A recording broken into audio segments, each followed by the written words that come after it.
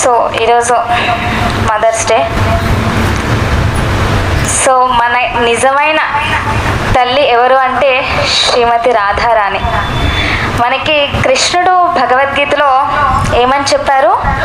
అహం బీజ ప్రదాపిత, నేను అందరికీ బీజ ప్రదాతన అయి ఉన్నాను, నేనే అందరికీ పితని అయి ఉన్నాను అనేసి మనకి భగవద్గీతలో శ్రీకృష్ణ భగవానుడు తెలిపారు. సో తండ్రి మరి కృష్ణుడు అయినప్పుడు తల్లి ఎవరై ఉంటారు? రాధారాణి అయి ఉంటుంది. సో మన నిజమైన శాశ్వతమైన తల్లి ఎవరు? శ్రీమతి రాధారాణి. సో ఒక తల్లి మాత్రమే తన యొక్క పుత్రుల్ని లేదా పుత్రికల్ని తండ్రి దగ్గరికి, తన నిజమైన తండ్రి దగ్గరని నిజమైన తండ్రిని ఒక తల్లి మాత్రమే చూపించగలదు. అలానే శ్రీమతి రాధారాణి కూడా ఎల్లప్పుడూ మనల్ని ఆ నిజమైన తండ్రి అయిన శ్రీకృష్ణ భగవాన్ దగ్గరికి మనల్ని చేర్చడానికి ఆమె ఎల్లప్పుడూ కూడా ప్రయత్నిస్తూ ఉంటుంది. తన యొక్క కృప తాను ఎలా ఈ యొక్క కలియుగ జీవులు కృష్ణుడికి, మన నిజమైన తండ్రికి మనము దూరమై ఈ యొక్క భౌతిక ప్రపంచంలో, ఈ యొక్క భూలోకంలో మనం జన్మించి ఉన్నాము. సో రాధారాణి కూడా ఎల్లప్పుడూ ప్రయత్నిస్తూ ఉంటుంది మనం ఆ తండ్రి దగ్గరికి, ఆ కృష్ణుడి దగ్గరికి ఎప్పుడు చేరుకుంటామా, ఎప్పుడు మనము ఆ యొక్క మన యొక్క నిజమైన ఇంటికి మనం ఎప్పుడు చేరుకుంటామో అనేసి ఆమె ఎల్లప్పుడూ మన కోసం అక్కడ ఎదురు చూస్తూ ఉంటుంది. తన యొక్క కృపని ఎప్పుడు మనకి ప్రసాదించాలా అనేసి ఆమె ఎల్లప్పుడూ ప్రయత్నిస్తూనే ఉంటుంది. సో ఈరోజు కూడా మనము రాధారాణి తన యొక్క కృపని ఎలా మనకి పంచింది అనే విషయాన్ని కూడా మనము రాను చెప్పుకుంటూ కథలో వెళ్తూ ఉంటే మనకి తెలుస్తుంది ఎలా రాధారాణి మనల్ని కృష్ణుడిని చేరడానికి ఎలా ప్రయత్నించింది. ఆ నిజమైన శాశ్వతమైన తల్లి మనల్ని తండ్రి దగ్గరికి ఎలా చేర్చడానికి ప్రయత్నించిందో అదంతా కూడా మనం ఈరోజు చెప్పుకోనికి ప్రయత్నిస్తాం. అలాగే నవద్వీప్ ఆ యొక్క భాగంలోనే అదంతా కూడా మనకి వస్తుందన్నమాట. సో నవద్వీప్ ధామం మాయాపూర్. ఈ యొక్క మాయాపూర్ అనేది ఇప్పుడు మనకి నంద్యాల చుట్టూ నవనందులు ఉన్నాయి. అలాగనే నవద్వీపాలు అనేసి 9 ద్వీపాలు అక్కడ మనకి పశ్చిమ బెంగాల్లో అక్కడ ఉన్నాయన్నమాట. ఈ యొక్క మాయాపూర్ అనేది మనం ఏదైతే ఇప్పుడు యాత్ర వేసామో ఆ యొక్క మాయాపూర్ ఎక్కడ ఉంది అంటే అంతర్ద్వీపంలో.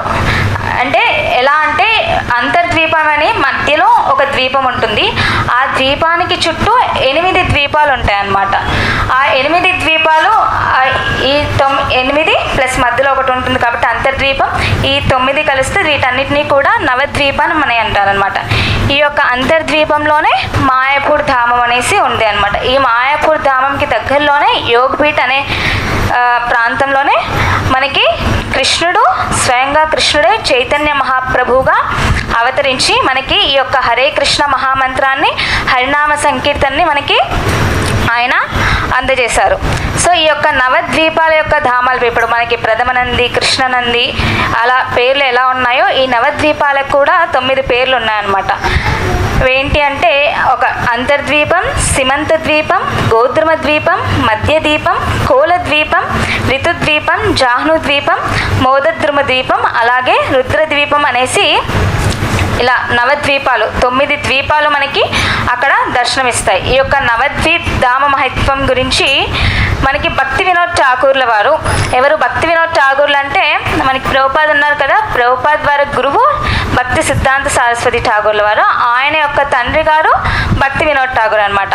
ఆయన ఏంటి అంటే ఈ నవద్వీప ధామ మహత్యం గురించి మనకి ఒక పుస్తక రూపంలో బెంగాలీ భాషలో ఆయన మనకి అందించి ఉన్నారనమాట.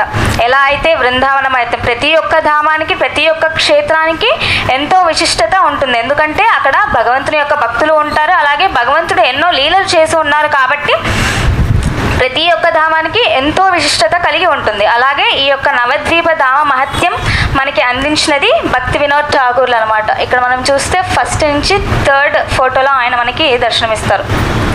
సో ఈ నవద్వీప ధామం గురించి ఆయన ఎన్నో శ్లోకాలు రచించారు. 20 అధ్యాయాల పాటు ఆయన రచించారనమాట. ఈ యొక్క నవద్వీపం ధామ పరిక్రమ మనం ఎలా చేయాలి, ఈ యొక్క నవద్వీప ధామాన్ని మనం ఎలా దర్శించుకోవాలి ఏంటి అనేసి ప్రతిదీ వివరంగా మనకి ఆ యొక్క పుస్తకంలో భక్తి వినోద్ ఠాకూర్ల వారు మనకి మనకి అందించారు. సో ఆ యొక్క ధామం గురించి ఎలా వర్ణిస్తారంటే భక్తి వినోద్ ఠాగూర్, నవద్వీప మండలేరా మహిమా అపార, బ్రహ్మ ఆది నహి జానే వర్ణ సాధ్యకర.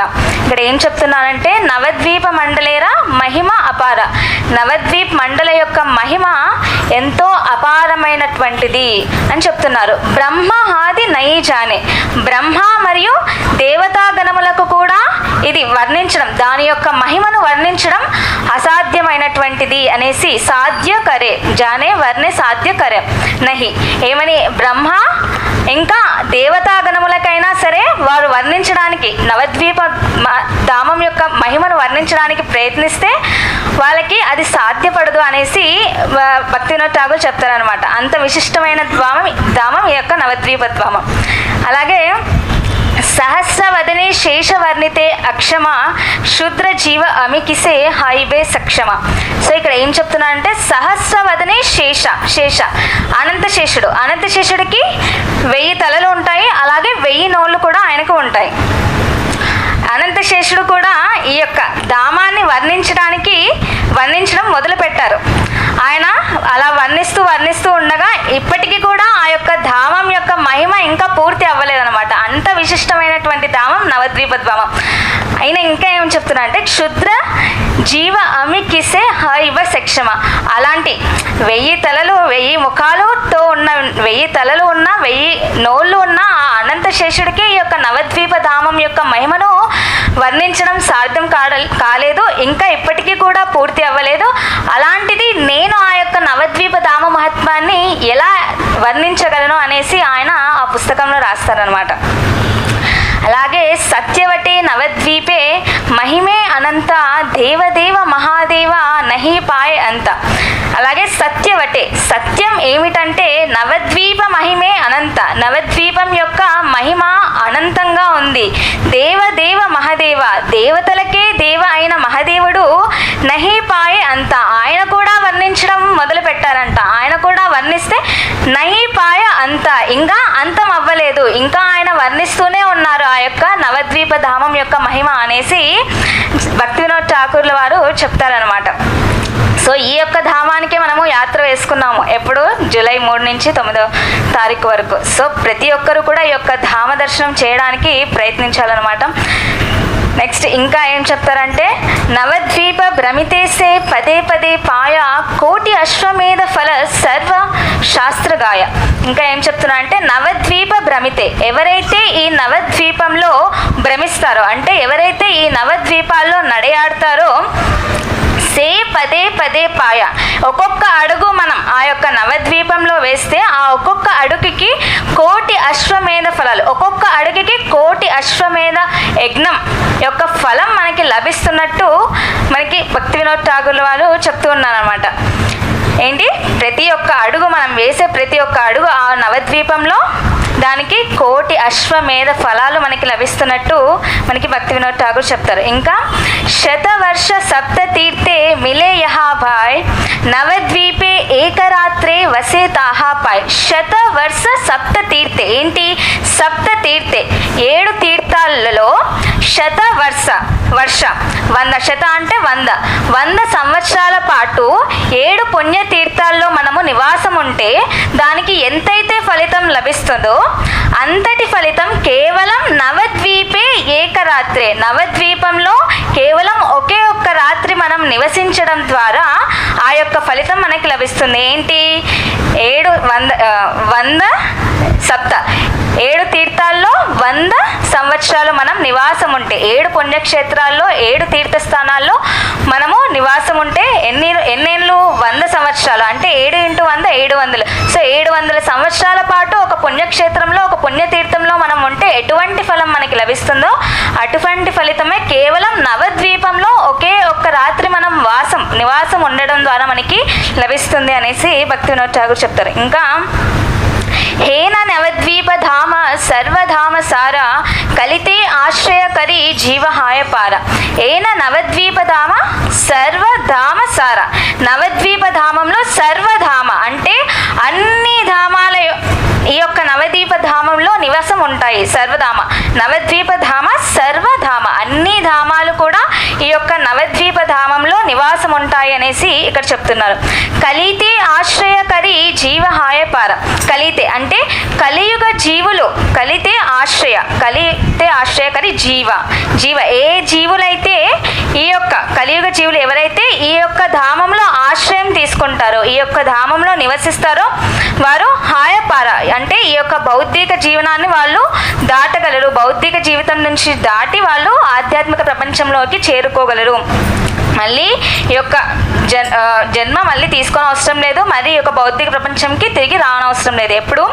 ఎవరు కలియుగ జీవులు ఎప్పుడైతే ఈ యొక్క నవద్వీప ధామంలో ఆశ్రయాన్ని కలిగి ఉంటారో వారు మళ్ళీ ఈ యొక్క భౌతిక ప్రపంచానికి తిరిగి రారు అనేసి ఈ యొక్క శ్లోకంలో చెప్తుంది అనమాట. అలాగే శ్వేతద్వీప వైకుంఠే గోలోక వృందావన నవద్వీపే సభతత్వ ఆచే సర్వక్షణ. ఇక్కడ ఇంకా ఏం చెప్తున్నానంటే శ్వేతద్వీప విష్ణువు ఎక్కడ వసిస్తారు? శ్వేతద్వీపం వైకుంఠంలో ఆయన వసిస్తారు. అలాగే గోలోక బృందావన్. సో ఈ యొక్క నవద్వీపంలో ఈ యొక్క శ్వేతద్వీపము, వైకుంఠము, గోలోక బృందావనం ఇవన్నీ కూడా ఈ యొక్క నవద్వీపంలో నివాసం ఉంటాయనేసి భక్తి వినోద్ ఠాకూర్ల వారు మనకి చెప్తూ ఉన్నారు. ఇంకా ఏం చెప్తున్నారు చూడండి. అయోధ్య, మధుర, మాయా, కాశీ, కంచి, ఆరా, అవంతి, ద్వారకా, సేపూరి, సప్తసార. ఇక్కడ 7 క్షేత్రాల గురించి చెప్తున్నారు. అయోధ్య, మధుర, మాయా అంటే ఇక్కడ హరిద్వార్ అనమాట. హరిద్వార్, కాశీ, కంచి, ఆరా, అవంతి, ద్వారక.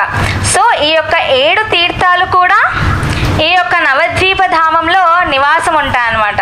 సో మళ్ళీ మనము ఇవన్నీ చూడాలంటే కొన్ని నెలలు పడతాయి, కానీ నవద్వీపంలో మనం వెళ్ళిన ద్వారానే ఈ యొక్క 7 క్షేత్రాలు కూడా మనము దర్శించినట్టే ఫలితం మనకి వస్తుందన్నమాట. అయోధ్యకి సపరేట్గా, మధురాకి, వారణాసి, కాశీ, కంచి ఇలా వెళ్ళనవసరం లేదు. నవద్వీపానికి వెళ్తే ఈ యొక్క 7 క్షేత్రాలకి కూడా మనము వెళ్ళినంత ఫలితం మనకి లభిస్తుందన్నమాట. సో ఇంకా ఏం చెప్తారంటే మాయాపూరే భ్రమిలే మాయర అధికార దూరే యహ జన్మ కబు నహే ఆరబార. ఎవరైతే ఈ యొక్క మాయాపూర్ అనే ప్రదేశంలో ఎవరైతే భ్రమిస్తారో, ఎవరైతే నడయాడతారో, ఎవరైతే తిరుగుతారో వారు జన్మ కబు నహి ఆరబార. మళ్ళీ జన్మ ఈ యొక్క భౌతిక ప్రపంచంలో మళ్ళీ జన్మ కబు నహే, మళ్ళీ ఈ యొక్క భౌతిక ప్రపంచంలో వాళ్ళు బార మళ్ళీ ఇంకొకసారి ఈ యొక్క భౌతిక ప్రపంచంలో మళ్ళీ వారు జన్మించరు, వారికి మోక్షం లభిస్తుంది అనేసి ఇక్కడ ఈ శ్లోకంలో చెప్తారు. ఎవరు? మాయాపూరే భ్రమితే. ఎవరైతే ఈ యొక్క మాయాపూర్ ధామాన్ని దర్శించుకొని మాయాపూర్ ధామానికి వెళ్ళి అక్కడ ఎవరైతే జస్ట్ నడుస్తారో, జస్ట్ వాళ్ళ యొక్క కాళ్ళను అలా కదిలిస్తారో అప్పుడు మనకి జన్మ కబు నహి ఆరబార, మళ్ళీ ఈ యొక్క భౌతిక ప్రపంచంలో జన్మను తీసుకోనక్కర్లేదు అనేసి భక్తి వినోద్ ఠాకూర్ వారు చెప్తారనమాట. సో ఈ యొక్క మాయాపూర్ ప్రదేశం ఎందుకు అంత విశిష్టమైనటువంటిది అంటే ఇక్కడ చైతన్య మహాప్రభు భగవంతుడు ఎన్నెన్నో అవతారాలు ఆయన తీసుకుంటూ ఉంటారు. మనకి ఓన్లీ 10 అవతారాలు, 10 అవతారాలు మాత్రమే తెలుసు. కేవలం భగవంతుడు ఎన్ని అవతారాలు అంటే అందరూ ఏం చెప్తారు? 10 అవతారాలనే చెప్తారు. కానీ భాగవతం మనకి చెప్తుంది భగవంతుడు ఎన్నెన్నో అవతారాలు ఆయన తీసుకుంటారు. 6 రకాల అవతారాలు ఆయన తీసుకుంటారనమాట. ఒకటి పురుష అవతారం అని, క్షీరోదాక్ష విష్ణు, కారుణాదాక్ష విష్ణు, గర్భోదాక్ష విష్ణు, అలాగే లీలా అవతారం. ఏదైతే మనం 10 అవతారాలు చెప్పుకుంటామో అవన్నీ ఈ లీలా అవతారాల్లో వస్తాయి అన్నమాట. ఇప్పుడు మత్స్య, కూర్మ, వరాహ, వామన, నరసింహ, రామ, బలరామ, కల్కి ఇలా ఇవన్నీ కూడా లీలా అవతారాల కింద వస్తాయి. అలాగే గుణ అవతారాలు, భగవంతుని యొక్క సత్వగుణ అవతారమే విష్ణువు, భగవంతుని యొక్క రజోగుణ అవతారమే బ్రహ్మ, భగవంతుని యొక్క తమోగుణ అవతారమే శివుడు. అలాగే ఇంకా మన్వంతర అవతారాలని, శక్తావేశ అవతారాలని, యుగ అవతారాలని ఇలా భగవంతుడు కేవలం 10 అవతారాలు కాదు, ఎన్నెన్నో అవతారాలు ఎన్నెన్నో రకాలుగా ఆయన అవతరిస్తూ ఉంటారు ఈ భౌతిక ప్రపంచంలో.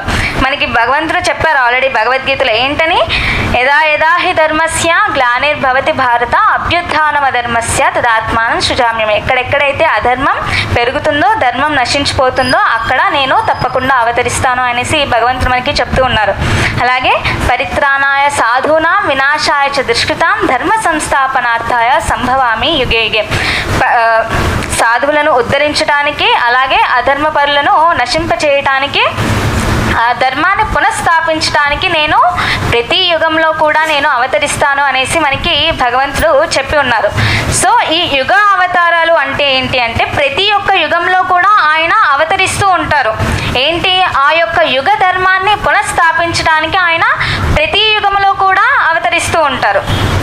ఇప్పుడు చైతన్య మహాప్రభు మనం తీసుకున్నట్లయితే ఈ యొక్క యుగ ధర్మం ఏంటి, హరినామ సంకీర్తనం. మనకి భాగవతంలో ఇంకొక శ్లోకం ఏం చెప్పేస్తుంది, కృతేయ ధ్యాయతో విష్ణు త్రేతాయాం యజతోమకే ద్వాపరే పరిచర్యాయాం కలౌతత్ హరికీర్తనం. సో కృతేయ ధ్యాయతో విష్ణు, ప్రతి ఒక్క యుగంలో కూడా మనము భగవంతుని చేరుకోవాలి అంటే ప్రతి ఒక్క యుగంలో ఒక్కొక్క మార్గం ఉంది. కృతేయ ధ్యాయతో విష్ణు, సత్యయుగంలో ఏం చేయాలి, భగవంతుని చేరుకోవాలంటే ఆ యొక్క విష్ణువుని ధ్యానించాలన్నమాట. అలాగే కృతేయ ధ్యాయతో విష్ణు త్రేతాయాం యజతోమకే, త్రేతాయుగంలో ఏం చేయాలంట, భగవంతుని చేరుకోవాలంటే మార్గం ఏంటి, యజ్ఞయాగాలు మనము ఆచరించాలి. అలాగే ద్వాపర పరిచర్యాయం, ద్వాపర యుగంలో భగవంతుని చేరుకోవాలంటే మార్గం ఏంటి అంటే విగ్రహారాధన చేయాలి. సో ఇదే భగవంతుని చేరుకునే మార్గం ద్వాపర యుగంలో. సో కలియుగంలో ఏంటి, కలౌతత్ హరికీర్తనం. ఈ కలియుగంలో కేవలం హరినామాన్ని కీర్తనించడం ద్వారా హరే కృష్ణ కృష్ణ కృష్ణ హరే హరే, హరే రామ రామ రామ హరే హరే, ఇలా ఎవరైతే భగవంతుని యొక్క నామాన్ని ఎల్లప్పుడూ కీర్తిస్తూ ఉంటారో వారు భగవంతుని యొక్క ధామానికి చేరుకోవటానికి అర్హులు అవుతారు అనేసి మనకి కలియుగంలో హరినామ సంకీర్తన అనేది ఇవ్వబడింది. సో ఈ హరినామ సంకీర్తన మనకి ఎవరు తెచ్చారు, ఇప్పుడు యుగావతారాలని చెప్పుకున్నాం. ప్రతి యుగంలో కూడా భగవంతుడు అవతరిస్తారు. ఆ యొక్క యుగంలో ఏదైతే ధర్మం ఉందో దాన్ని పునఃస్థాపించడానికి ఆయన అవతరిస్తారు. సో చైతన్య మహాప్రభు గురించి ఏం చెప్తారు, ఒక నిమిషం. ఇంకొక శ్లోకంలో నరసింహ పురాణంలో ఈ శ్లోకం చెప్పబడుతుంది. సత్యే దైత్య కులాదినాశ సమయే సింహోర్ధ్వమత్యకృతి త్రేతాయాం దశకందరం పరిభవన్ రామేతి నామకృతి గోపాలాన్ పరిపాలయాన్ వ్రజపురే భారం హరన్ ద్వాపరే గౌరంగే ప్రియ కీర్తన కలియుగే చైతన్య నామ ప్రభో. సో సత్యే దైత్య కులాది నాశ సమయే సింహోర్ధ్వ మధ్యకృతి, సత్యయుగంలో దైత్యుల్ని సంహరించడానికి సింహోర్ధ్వ నరసింహ అవతారంలో ఆయన వచ్చారు. త్రేతాయాం దశకందరం పరిభవం రామేతి నామకృతి, త్రేతాయుగంలో దశకంఠుణ్ణి సంహరించడానికి రామేతి నామకృతి, రామ అనే పేరుతో ఆయన వచ్చారు. గోపాలాన్ పరిపాలయాన్ వ్రజపురే భారం హరన్ ద్వాపరే. సో ద్వాపర యుగంలో గోపాల్ అనే నామంతో ఆయన ఆ యొక్క భూమి యొక్క భారాన్ని, అంటే అధర్మ పరుల నుంచి అసురుల నుంచి ఆ యొక్క భూమి యొక్క భారాన్ని తగ్గించడానికి, భారం హరన్ అంటే హరించివేయటం, భూమి యొక్క భారాన్ని హరించివేయడానికి ఆయన ద్వాపర యుగంలో గోపాలుడుగా వచ్చారు. అలాగే ఎవరైతే ఈ సత్యయుగంలో నరసింహస్వామిగా వచ్చారో, ఎవరైతే ఈ త్రేతాయుగంలో రాముడిలాగా వచ్చారో, ఎవరైతే ఈ ద్వాపర యుగంలో గోపాలునిలాగా వచ్చారో వారే ఇప్పుడు ఈ కలియుగంలో గౌరంగ ప్రియ కీర్తన కలియుగే చైతన్య నామ ప్రభు, ఆయననే ఈ కలియుగంలో చైతన్య అనే నామంతో అవతరించారు. అవతరించి మనకి ఏం తెచ్చారు, కీర్తన. ఇందాక మనం చెప్పుకున్నాం కదా హరినామ సంకీర్తన, ఈ యొక్క కలియుగ ధర్మం. సో ఆయన ఈ కలియుగంలో ఆయన అవతరించి మనకి ఈ యొక్క హరినామ సంకీర్తనాన్ని ఆయన మనకి అందించారన్నమాట. సో ఇప్పుడు శ్రీ చైతన్య మహాప్రభు ఎవరు, చైతన్య మహాప్రభు శ్రీకృష్ణ చైతన్య రాధాకృష్ణ నహి అన్య. ఈ చైతన్య మహాప్రభు ఎవరు అంటే ఆయన స్వయంగా కృష్ణుడే రాధారాణి యొక్క భావంతో ఆయన ఈ యొక్క కలియుగంలో ఆయన అవతరించారన్నమాట. ఎందుకు అలా అవతరించారు అంటే ఒకసారి కృష్ణుడికి సందేహం వచ్చిందనమాట.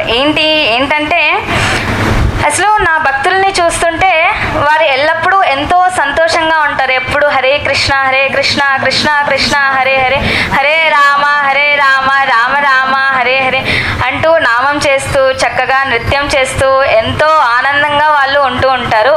అసలు నా యొక్క భక్తిలో, ఈ కృష్ణ భక్తిలో, నా భక్తిలో ఇంత ఆనందం ఉంటుందా?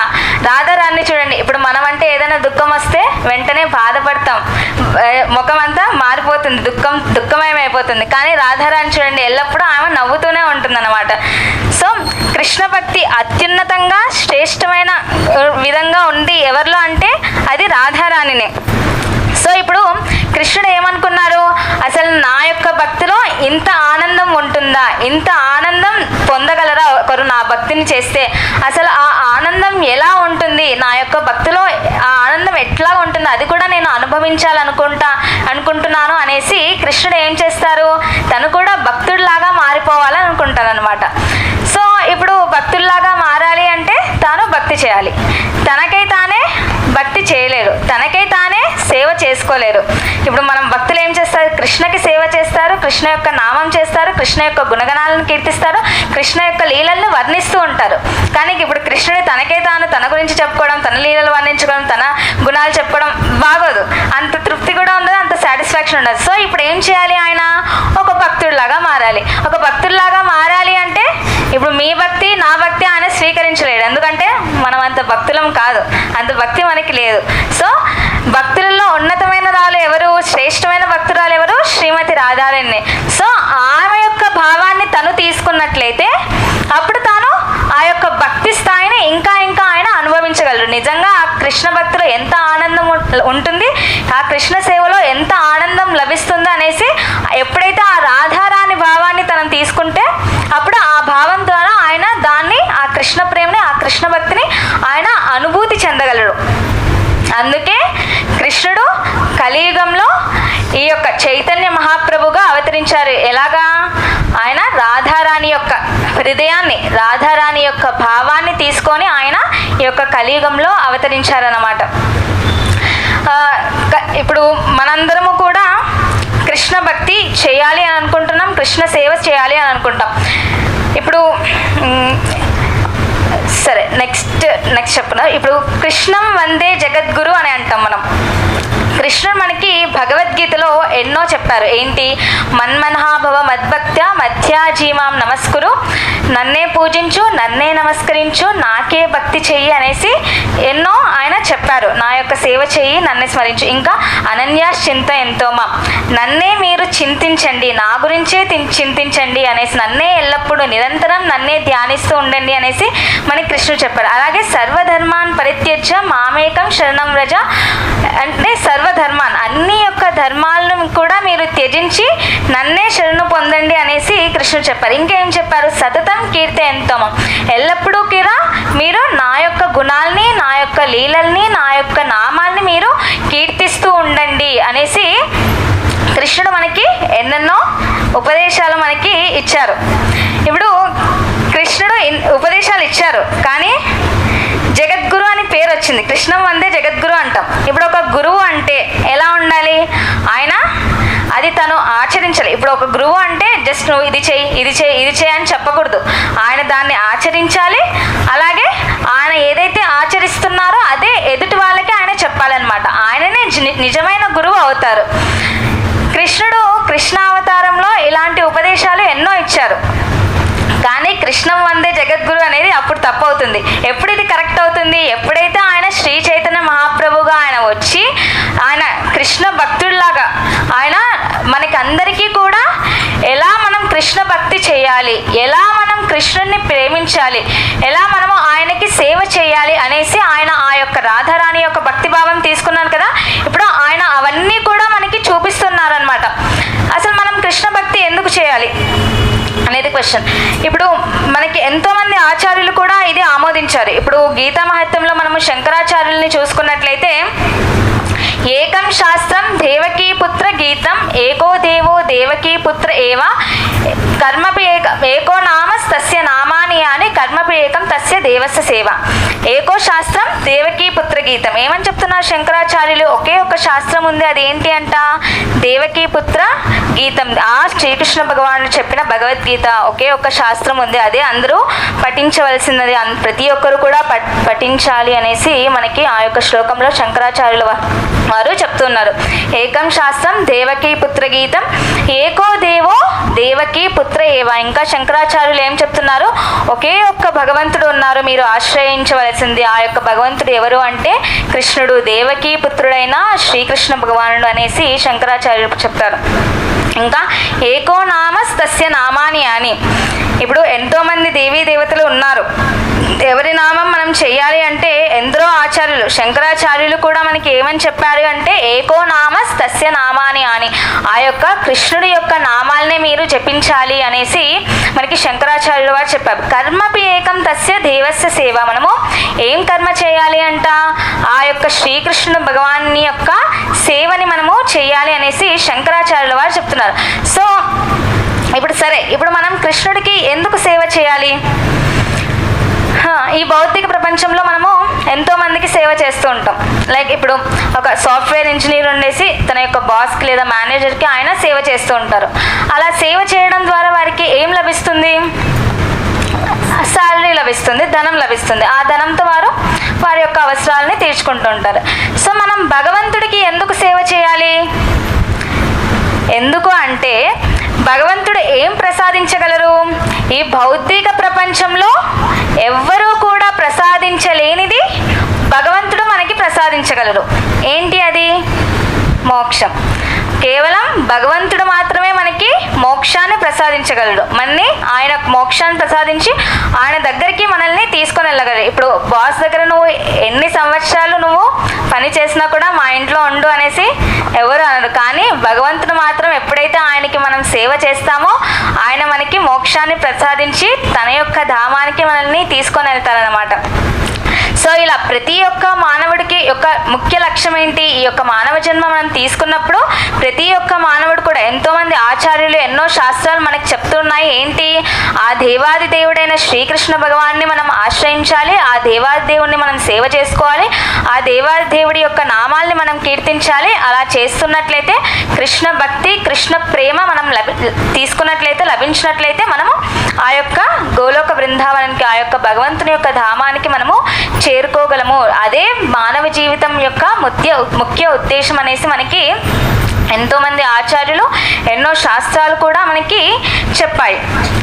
సో ఇప్పుడు కృష్ణుడు ఈ యొక్క చైతన్య మహాప్రభుగా అవతరించి ఆయన ఏదైతే భగవద్గీతలో చెప్పారో అవన్నీ కూడా ఆయన ఆచరించి చూపించి నిజంగానే కృష్ణం వందే జగద్గురు అయ్యారన్నమాట. అలాగే ఈ చైతన్య మహాప్రభు ఎవరైతే మాయాపూర్లో అవతరించారో ఆయన ఏంటి అంటే ఔదార్య స్వరూపం అన్నమాట. ఆయన ఎంతో కరుణ, దయ కలిగి ఉన్నవారు. ఈ కలియుగ జీవుల్ని మనందరినీ కూడా ఆయన ఉద్ధరించడానికి, ఇందాక మనం చెప్పుకున్నాం ఏంటి మానవ జీవితం యొక్క ముఖ్య ఉద్దేశం ఏంటి? కృష్ణ భక్తి చేయడం, కృష్ణ సేవ చేయడం, తిరిగి ఆ యొక్క ధామానికి మనం ప్రవేశించడం. సో చైతన్య మహాప్రభు ఎంత కరుణ, ఎంత దయ కలిగి ఉన్నవారు అంటే ఆయన మనందరినీ కూడా ఉద్ధరించడానికి స్వయంగా ఆయననే రాధారాణి యొక్క భావాన్ని తీసుకొని ఈ యొక్క భౌతిక ప్రపంచంలో అవతరించి ఆయన కృష్ణ భక్తిని మనందరికీ కూడా అందించాలి అనేసి ఆయన ప్రయత్నించారు. ప్రతి ఒక్కరికి కూడా ఆయన కృష్ణ భక్తిని, కృష్ణ ప్రేమని అందించడానికే ఈ యొక్క కలియుగంలో ఆయన అవతరించారు. ఇంకా చైతన్య మహాప్రభు యొక్క కరుణ మనకి సులభంగా లభ్యమవుతుంది. కృష్ణుడు ఉన్నారు, కృష్ణుడు ఏంటి కొన్ని షరతులు పెట్టారనమాట భగవద్గీతలో. ఏంటి? యదా యథామాం ప్రపద్యంతే తాం తదైవ భజామ్యం. మీరు ఎలా అయితే నన్ను ఆశ్రయిస్తారో అలానే నేను మిమ్మల్ని, మీరు ఎంతైతే శరణాగతి నాకు పొందుతారో నేను అంతే మీకు ప్రతిస్పందిస్తాను. ఇప్పుడు మనం 10% భక్తి చేశామనుకోండి, ఆయన కూడా మనకి 10% ప్రతిస్పందిస్తారనమాట. 50% చేస్తే 50% ఆయన మనకి ప్రతిస్పందిస్తారు. అంత ఇంకొకటి ఏంటి? సర్వధర్మాన్ పరిత్యజ్య, అన్ని ధర్మాలను కూడా మీరు విడిచిపెట్టాలి, అప్పుడే నేను మిమ్మల్ని స్వీకరిస్తాను, నా యొక్క ధామానికి చేర్చుకుంటాను అనేసి కృష్ణుడు చెప్పారు. కానీ చైతన్య మహాప్రభుని ఎందుకు ఔదార్య రూపం అంటారు? ఔదార్యం అంటే ఎంతో కరుణా కృప ఆయన కలిగి ఉన్నవారు. ఎందుకు అంటాం మనము అంటే ఆయన ఔదార్య రూపం అని? మనం చైతన్య మహాప్రభు దగ్గరికి వెళ్ళి కేవలం మహాప్రభు నేను ఈ యొక్క కలియుగ జీవుడిని, దయచేసి నన్ను మీరు ఉద్ధరించాలంటే మీరు నాకు కృష్ణ భక్తిని, కృష్ణ ప్రేమను మీరు ఇవ్వాలి. సో అందుకు నేను మీ యొక్క శరణ్యానికి వచ్చాను, నేను కలియుగ జీవుడిని అని జస్ట్ ఆ యొక్క మాట చెప్తే చాలన్నమాట. ఆయన మనకి ఆ యొక్క కృష్ణ భక్తిని, కృష్ణ ప్రేమని, కరుణను ఆయన మనకి ప్రసాదిస్తారనమాట. అంతటి కరుణా స్వభావం. ఇప్పుడు చైతన్య మహాప్రభు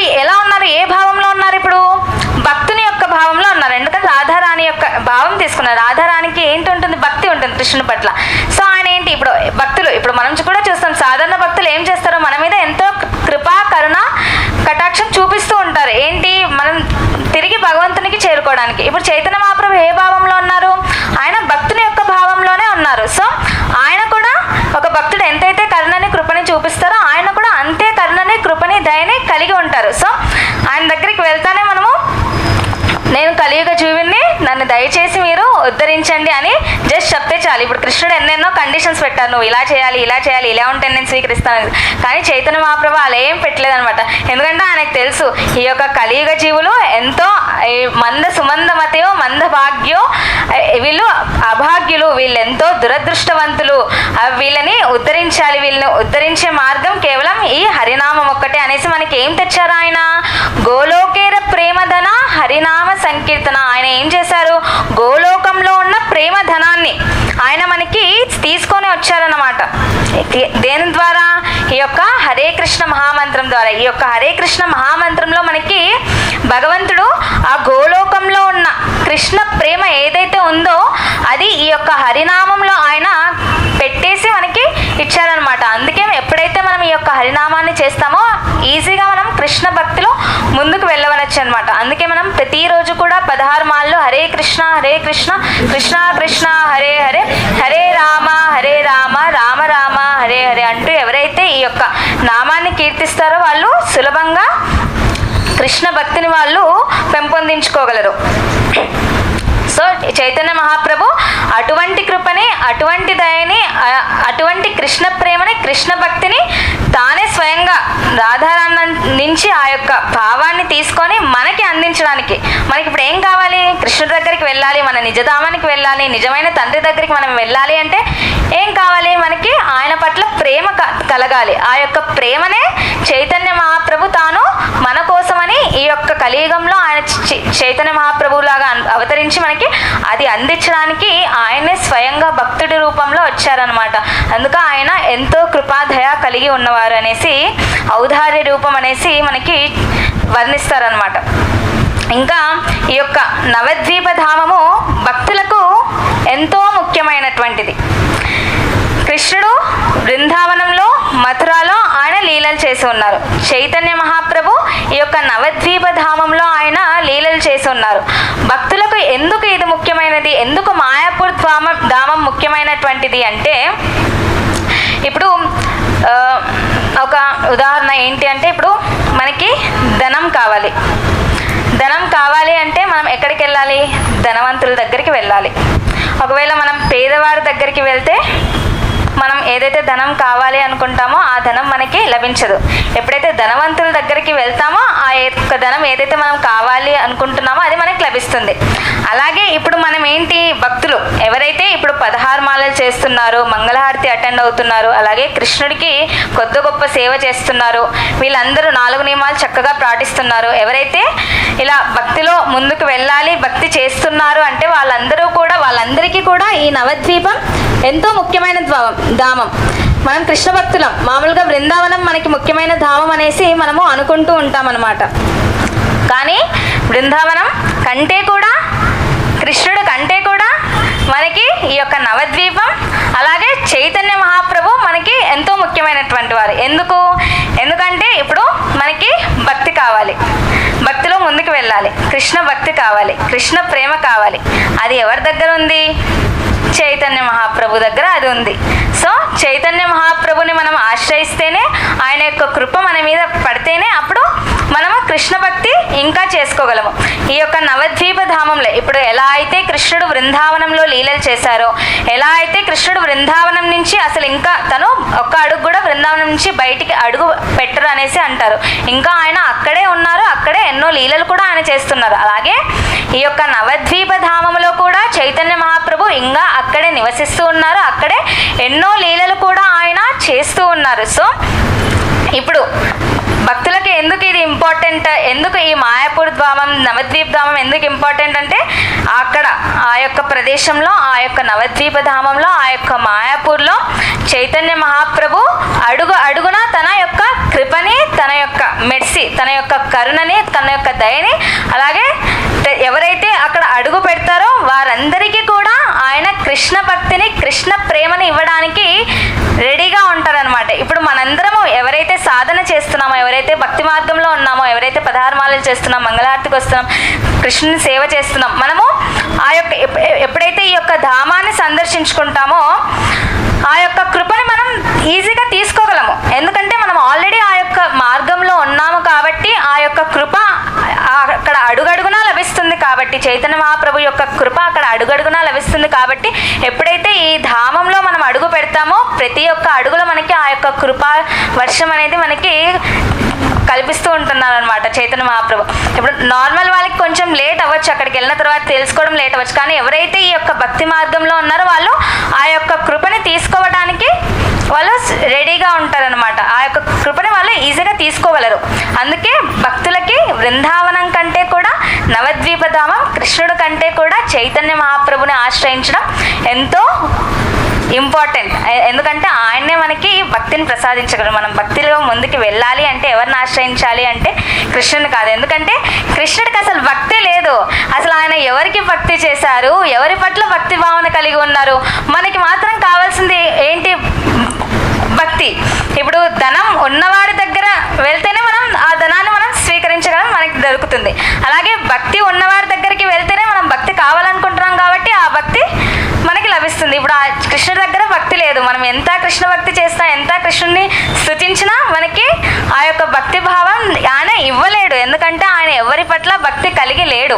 అందరూ ఆయనకే భక్తి చేస్తారు. కానీ చైతన్య మహాప్రభు ఆయన భక్తిలో ఉన్నారు కాబట్టి, భక్తి చేస్తున్నారు కాబట్టి భక్తి ఎలా చేయాలో ఆయన ఆ రాధారాణి యొక్క భావాన్ని తీసుకొని ఆయన భక్తి చేయడం ఎలానో చూపించారు. కాబట్టి ఆయనలోనే ఆ కృష్ణ ప్రేమ, ఆ కృష్ణ భక్తి ప్రతీది కూడా ఆయన నింపుకొని ఉన్నారు. సో ఎప్పుడైతే ఎవరైతే భక్తి కావాలి అని అనుకుంటున్నారో వారు ఎవరి దగ్గరికి వెళ్ళాలి? చైతన్య మహాప్రభు దగ్గరికే వాళ్ళు వెళ్ళాలి. చైతన్య మహాప్రభునే వారు ఆశ్రయించాలన్నమాట. అప్పుడే మనకి భక్తి సులభంగా లభిస్తుంది. సో ఈ యొక్క ధామంలో, నవద్వీప ధామంలో ఆ యొక్క కృప మనం ఏదైతే ఇప్పుడు వేసుకున్నామో యాత్ర, ఆ యొక్క యాత్రలో ఆ యొక్క ధామంలో మనకి అడుగడుగున చైతన్య మహాప్రభు యొక్క కృప మనకి లభిస్తూ ఉంటుందన్నమాట. ఇంకా ఈ యొక్క నవద్వీప ధామ మహత్యంలో భక్తి వినోద్ ఠాకూర్ ఇంకా ఏం చెప్తారంటే 1887 సంవత్సరంలో 1887లో రాణి ధర్మశాల అనేసి భక్తి వినోద్ ఠాకూర్ వారు తన యొక్క కుటీర్లో, భజన కుటీర్లో ఆయన భజన చేసుకుంటూ ఉంటారనమాట. ఆయనకి ఏం కనపడుతుంది అంటే దూరం నుంచి గంగా నది తీరాన ఆయనకి దూరం నుంచి ఎంతో వెలుగు కనిపించి ఒక అద్భుతమైన మందిరం ఆయనకి కనిపిస్తూ ఉందన్నమాట. అక్కడ ఇంకా ఏం ఆయన దర్శిస్తారంటే భారతీయులు మరియు విదేశీయులు అందరూ కూడా అక్కడ హరే కృష్ణ హరే కృష్ణ కృష్ణ కృష్ణ హరే హరే హరే రామ హరే రామ రామ రామ హరే హరే హరే కృష్ణ హరే కృష్ణ కృష్ణ కృష్ణ హరే హరే హరే రామ హరే రామ రామ రామ హరే హరే హరే కృష్ణ హరే కృష్ణ కృష్ణ కృష్ణ హరే హరే హరే రామ హరే రామ రామ రామ హరే హరే. సో ఇలా భక్తి వినోద్ ఠాకూర్ ఏమని దర్శిస్తారు? అక్కడ ఒక గంగా నది తీరాన, ఇప్పుడు పశ్చిమ బెంగాల్ ఆ వైపు మనకి గంగా నదే ప్రవహిస్తూ ఉంటుంది అనమాట. ఇప్పుడు బృందావనంలో యమునా నది ఎలా ప్రవహిస్తారో అలాగా ఇక్కడ గంగా నది ప్రవహిస్తూ ఉంటుంది. ఇంకా ఏమని చెప్తారంటే ఆచార్యులు, గంగా నది మిగతా ప్రదేశాల్లో అంతా గంగా నది ఏమి ఇస్తుంది జీవులకి? ఎవరైతే ఆ గంగా నదిలో స్నానం చేస్తారో వారి యొక్క పాపాలన్నింటినీ కూడా ఆమె తొలగిస్తూ ఉంటుంది. కానీ ఈ యొక్క మాయాపూర్లో, ఈ యొక్క నవద్వీపంలో గంగా నది ఏం చేస్తుందంట? పాపాలని తొలగించడమే కాదు, ఆ యొక్క పాప ప్రవృత్తిని తొలగించడమే కాదు, ఇంకా ఏం చేస్తుందంట? కృష్ణ ప్రేమని, కృష్ణ భక్తిని ఆమె ప్రసాదిస్తుంది అనమాట. ఎందుకు? ఆ ప్రదేశమే అటువంటిది. అక్కడ ఎవరు అవతరించారు? చైతన్య మహాప్రభు అవతరించారు. ఆయన యొక్క కరుణ కృప అందరికీ ఇవ్వడానికి ఆయన అక్కడ ఉన్నారు. సో అక్కడ ఉన్న జీవులు అక్కడ ఉన్న దేవతలు అందరూ కూడా అది ఇవ్వడానికి అక్కడ నివసిస్తూ ఉంటారు అనమాట. సో గంగామాత కూడా మిగతా అన్ని చోట్ల పాప ఫలాలని తీసేస్తూ ఉంటే అక్కడ మాత్రం కృష్ణ ప్రేమను, కృష్ణ భక్తిని అందరికీ ఇవ్వడానికి అక్కడ ప్రయత్నిస్తూ అక్కడే నివసిస్తూ ఉంటారన్నమాట. సో ఇక్కడ ఏంటి, భక్తి వినోద్ ఠాకూర్ వారు అక్కడ ఏమని దర్శించారు, ఒక మందిరాన్ని దర్శించారు. అలాగే ఎంతోమంది భారతీయులు అండ్ విదేశీయులు కలిసి సంకీర్తనం చేయడం ఆయన చూస్తారనమాట. అప్పుడు ఆయన ఈ యొక్క నవద్వీప్ దామహత్యంలో కూడా ఏమని రాస్తారంటే, ఏక అద్భుత మందిర ఏ హబే ప్రకాశ. ఏంటి ఏమని రాస్తున్నారంటే, ఒక అద్భుతమైన మందిరం ఇక్కడ రాబోతుంది. అక్కడ ఎంతోమంది భారతీయులు విదేశీయులు కలిసి హరే కృష్ణ మంత్రాన్ని కీర్తిస్తూ ఉంటారు, హరినామ సంకీర్తనం చేస్తూ ఉంటారనేసి ఆయన ఎప్పుడు చెప్పారు, 1887 సంవత్సరంలోనే ఆయన చెప్పారనమాట. ఆ యొక్క అద్భుత మందిరాన్ని కూడా మనము దర్శించుతామన్నమాట. ఇప్పుడు వెళ్తే మాయాపూర్ యాత్రకి ఆ యొక్క అద్భుత మందిరాన్ని కూడా మనము దర్శిస్తాం. ఏదైతే 1887 సంవత్సరంలో భక్తి వినోద్ ఠాగూర్ వారు చెప్తారు, అది మాయాపూర్ చంద్రోదయ్ మందిర్ అనేసి చాలా గొప్పగా మన యొక్క భక్తులు అది నిర్మిస్తూ ఉన్నారు. ఇప్పుడు కేవలం ఇప్పుడు భారతీయులు అక్కడ మనం వెళ్తే ఎంతోమంది విదేశీయులు చక్కగా తిలకధారణ చేసి కంటిమాల ధరించి చక్కగా చీర వస్త్రాలు కట్టించి, అలాగే ప్రభుజీస్ అయితే ధోతి కుర్తా ధరించి ఎంతోమంది విదేశీయులు అక్కడ చాలామంది భక్తుల్ని మనము అక్కడ దర్శిస్తామన్నమాట. అందరూ కూడా విదేశీయులు అయినప్పటికీ కూడా కృష్ణ భక్తిని వారు చక్కగా అవలంబిస్తూ కృష్ణ సేవని చక్కగా చేసుకుంటూ అక్కడ వాళ్ళు నివాసం ఉంటుంది. వారి యొక్క ప్రదేశాన్ని వాళ్ళు వదిలేసి కూడా అక్కడ మాయాపూర్ ధామంలో అక్కడ వారు కృష్ణ భక్తిని చేసుకుంటుంటారు అనమాట. ఇవంతా కూడా ఎవరి కృప, శ్రీల ప్రభుపాదుల వారి యొక్క కృప ద్వారానే ఇదంతా కూడా జరుగుతుంది. అలాగే ఈ యొక్క మందిరం కూడా ఎవరి యొక్క ఆశయం, ప్రభుపాదుల వారి యొక్క ఆశయం, అలాగే వారి యొక్క శిష్యుల యొక్క ఆశయం ఏంటి, భక్తి వినోద్ ఠాకూర్ ఏదైతే చెప్పారో ఆ యొక్క అద్భుత మందిరాన్ని వీరు ఇప్పుడు నిర్మిస్తున్నారు అనమాట. ఆల్రెడీ భవిష్యవాణిలాగా భక్తి వినోద్ ఠాకూర్ ఆల్రెడీ చెప్పేశారు, ఈ యొక్క ప్రాంతంలో ఒక అద్భుత మందిరం నిర్మాణం అవుతుంది అనేసి. ఆ యొక్క మందిరం నిజంగా మనం చూస్తే ఇప్పుడు నిర్మాణం జరుగుతూ ఉంది. అసలు రెండు కళ్ళు చాలు అన్నమాట. ఎంతో విశాలంగా, ఎంతో పెద్దగా, ఎంతో అద్భుతంగా ఆ యొక్క మందిరాన్ని భక్తులు అందరూ కూడా కలిసి నిర్మాణం జరిపిస్తూ ఉన్నారన్నమాట.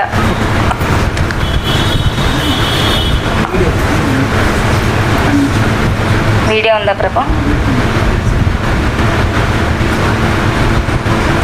ప్లే చేయాలా? ఓకే, వీడియో వస్తుంది.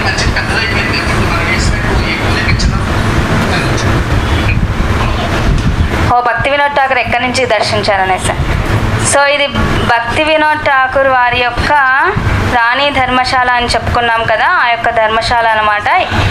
ఈ యొక్క భజన కుటీర్ నుంచే ఆయనకి ఎక్కడో దూరంలో ఉన్న గంగా తటం దగ్గర ఒక వెలుగు కనిపించి, ఒక అద్భుతమైన మందిరం కనిపించి, అక్కడ ఎంతోమంది విదేశీయులు భారతీయులు కలిసి హరినామ సంకీర్తనాన్ని చేస్తూ ఉండడం అక్కడ ఆయన చూస్తారనమాట. ఈ ప్రభు వాళ్ళు ఇంతకుముందు యాత్రకు వెళ్ళినప్పుడు అక్కడ ఉన్న డివోటీస్ మనకి ఆ యొక్క స్థలాన్ని చూపించారు, ఆ యొక్క వీడియో అనమాట ఇది. సో ఇక్కడ నుంచి